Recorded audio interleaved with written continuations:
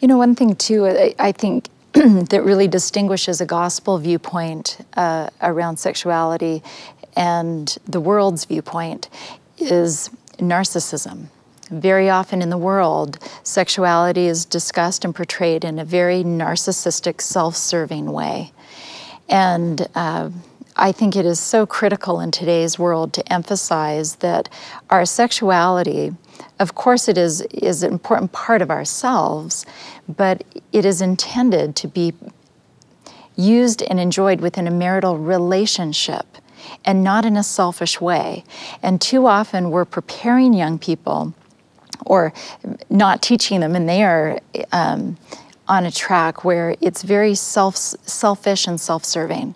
And that, to me, is one of the great threats of pornography, is it conditions people to be almost calloused towards another person's feelings or needs or wants, and they think only of themselves.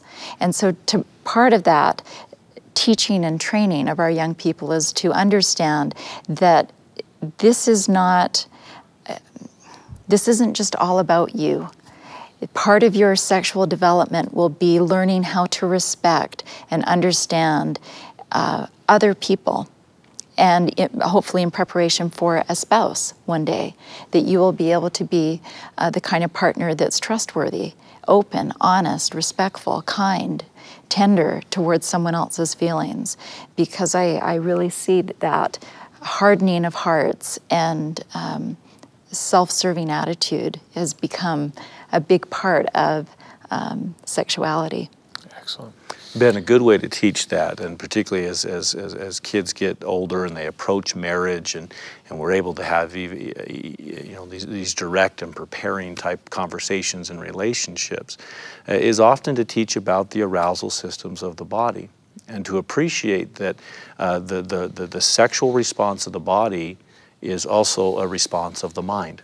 The body goes where the mind goes.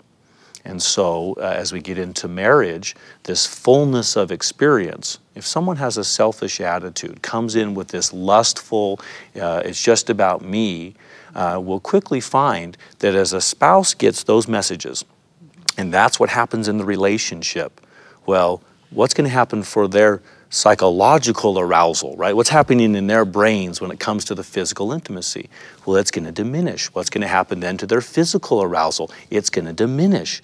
And so we start to see even our bodies, since the sexual response is in our brains as well as our bodies, reflect the whole doctrine of the soul. It is the body and the spirit. If the spirit is not attended to, if the spirit is not nurtured, if that emotional, relational part is not there, in time, we'll start to see the physical diminish as well. And so we set ourselves up that ultimately we'll lose everything with that kind of approach. That's why that physical idea of teaching kind of an abstinence approach, that this is just about abstaining until you get married, is so insufficient.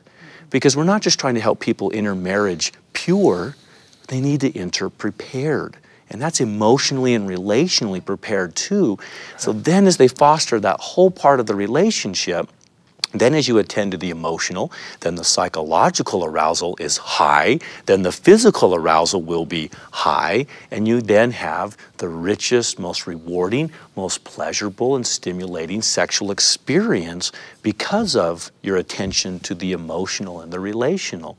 And so that's where if our young people don't see that full view of chastity, of a condition of the spirit, not just an action of the body, we really have them set up in ways that they're not prepared for the intimacies of marriage. And then, unfortunately, those of us in the counseling circles, this is where some of our young people and our young couples and even some of our not so young couples start to have this as the stumbling block part of their marriage.